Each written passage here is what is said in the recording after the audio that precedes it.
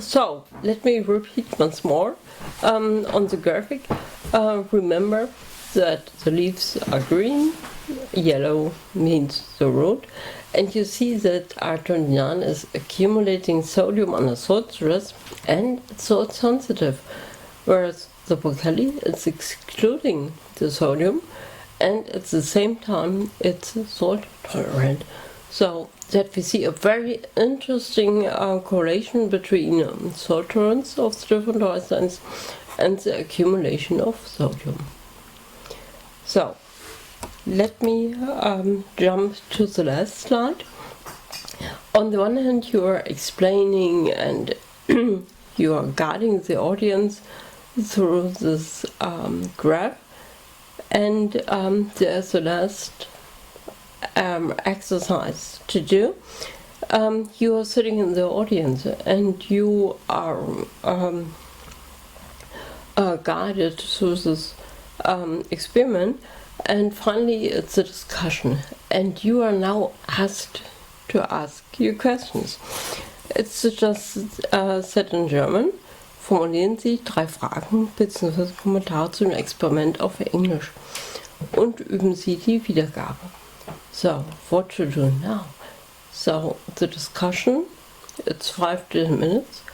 On the one hand, you may ask very intelligent questions that you are understanding and you are just continuing the research, or alternatively, you don't know so much what to ask now. So, but you are you have to. So what can we ask if we don't know what to ask? So it's very easy to do that, and let me explain this in German. Was können Sie fragen, wenn Sie gar nicht wissen, was Sie fragen wollen? It's very easy.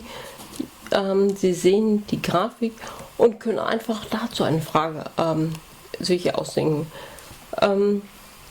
Sie können zum Beispiel fragen, was der Unterschied zwischen Gelb und Grün ist. So, could you please explain the small difference between the yellow bars and the green bars? Die Person, die vorne steht, wird sich freuen, weil es wahrscheinlich einfach ist, die Frage zu beantworten. You can ask for the difference between IR29 and broccoli in English. Or you may just say, for instance, that it is very interesting what you heard, what's the perspective of this research. Sie können fragen nach der Perspektive dieser Forschung. What science, what are the consequences, for instance. Also das sind ein paar Möglichkeiten, die Sie verwenden können, um eigentlich Fragen zu stellen, die gar keiner so richtig braucht, um sich zu präsentieren, um zu zeigen, wie wichtig sie sind und dass sie darüber nachgedacht haben, über diese Forschung. Damit möchte ich an diesem Punkt eigentlich aufhören.